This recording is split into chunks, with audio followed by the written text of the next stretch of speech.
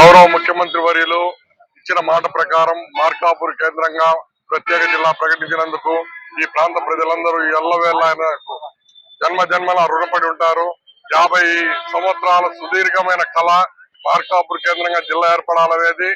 ఎప్పుడో 1970లో జిల్లా కావాల్సిన మార్కాపూర్ ని అప్పటి పాలకుడి నిర్లక్ష్యంతో మేము ఎంతో వెనకబడి ఉన్నాము. ఈ రోజు చంద్రబాబు నాయుడు గారు మా వ్యధలు గుర్తించి మా ప్రాంతానికి ఒక ప్రత్యేకమైన ఇదితోటి మా అన్ని వెనుకబడిన నియోజకవర్గాలన్నీ కలిపి ఒక ప్రత్యేకమైన జిల్లాగా ప్రకటించినందుకు హృదయపూర్వక ధన్యవాదాలు తెలియజేస్తా ఉన్నాం మార్కాపూర్ ప్రాంత ప్రజలందరి తరఫున.